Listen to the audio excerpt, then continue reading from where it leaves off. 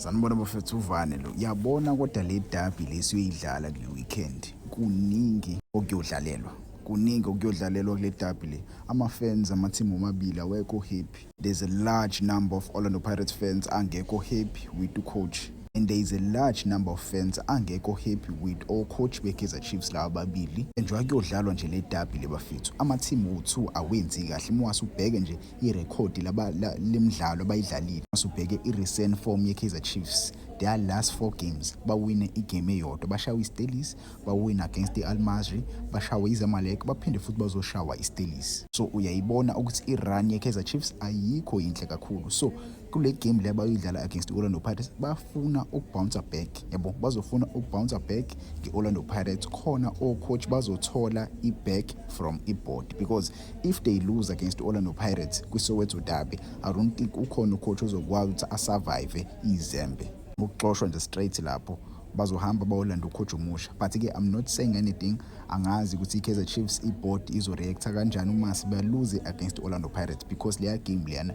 akusiyona game ongayiyela ngeform. Yabo ayikho team eya neform laphana esurvivayo. iSoweto derby ayinge form. Yabo kuya ngokuthi imentality ye-team, imentality yabadlali, imentality yo-coach ikuphi and indlela azoyiplanela ngayo izohamba kanjani. Laphana akuyingo form. Uma usubheke irecord leOrlando Pirates, their last 4 games badliwe 2 games and bawina 2 games. Similar like iKaizer Chiefs, but ke uma usubheke Orlando Pirates ama-team ewine against wona akusiwona ama-team ongasho ukuthi hayi ama-team dangerous. TTM and iMarumo Gallants vele ama-team angadlali kahle. iMarumo Gallants ile ezansi, mase ukuthi ke iTTM ile ehlathini lesibili badliwe uMamelodi Sundowns base beshawa ke iKaizer Stars. iKaizer Stars eyenza kahle kweNFD okungenzeka ipromote kwiBetway Premiership. Yabo so ama-team serious ashaya iOrlando Pirates mase bawina against ama-team alezansi. So 2 teams are in a similar boat. They are in a similar boat njengoba beyodlala nje against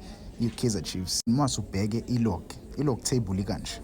Ilog table kanje. Orlando Pirates neMamelodi Sundowns babambene kanje. Njengoba bebambene nje Orlando Pirates meyasidliwe kwiSoweto derby. Izinto ngezi ihambele kahle because iKaizer Chiefs izoba na 33 points with a game in hand. Izoba na 33 points with a game in hand.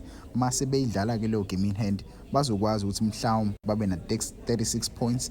Abo babride nje la emqalweni Orlando Pirates miyenza iphutha iKaizer Chiefs ingabu number 2. Yabo so it's a must win for Abdeslam Wadu. Kumele ayiwine le game le, uyathanda akathandi, because meke wenza i-mistake lapha phezulu iMamelodi Sundowns izobaleka ne-league yabo. So i-pressure inkulu kakhulu kuma-team omabili, inkulu kakhulu ku-coach yabo. But ke for me I think iKaizer Chiefs ngenzeka iwine le game. Yabo abantu abaningi bangasho ukuthi awuvani wawusho njalo, but most of iKaizer Chiefs guys, look at the Kaizer Chiefs players. Most abadlala kwiKaizer Chiefs, they have played iSoweto derby before. They know ukuthi kudingakalani kwiSoweto derby. Ngibalo Ngcobo, ngibalo Lilepo, ngibalo Dupree, even though Dupree yeshweba, but ke naye ngiyambala uDupree tends to show up mekudlala iSoweto derby. Ngibala nje abo Peterson, ngibabala bonke. Yabo i-defense nje iKaizer Chiefs ngiyibala yonke. But when you look at the Orlando Pirates, players like Abo Siyema, they haven't played at the Soweto derby. Players like Abo Sibelebele, they haven't played at the Soweto derby. Players like Abo Ndaba, players like Abo Nemtajela, abayazi Soweto derby. Players like Abo Sipho Mbule, they haven't played in a Soweto derby. Yabo so izinto ezikanjalo ngempela ziyakwenza ucabanga ukuthi most of abadlali beOrlando Pirates abakaze bayidlale psychologically. Ileyo nto loyo iyenza i-team ingabi balanced, because iKaizer Chiefs iyazi ukuthi kwenza kudingakalani. Yabo abadlali babo bayazi kudingakalani, akuyi ngeform. Abo Morim, abo Osuna Police, they haven't played iSoweto derby. Yabo so for me kule game le I could give it to iKaizer Chiefs, even though nabo bengadlali kahle, but I could give it to iKaizer Chiefs because they tend to show up in the Soweto derby and they have experience yayo iSoweto derby. But ke Orlando Pirates kukuyona ukuthi yafuna ukuyiwina i-league. Yabo this is the type of game that you need to win in order to put that stamp yokuthi nami I am in a title run, nami I want to win the league. Mamelodi Sundowns izolo iwinile against amaZulu, iwine kanzima ngekho la alende siyophela igame. yabo. Akuyihambeli naye Mamelodi Sundowns kahle, but-ke they are winning ama-games.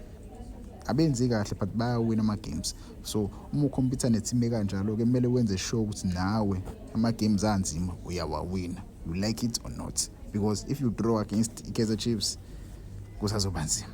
Ngiyazi maningi ama-game asasisalele, but-ke we must win this match. But-ke wena wangitshela ama-comments bafethu iyiphi team ezoyiwina le game le, ngabe Orlando Pirates izoyiwina or i-Kaizer Chiefs izoyiwina?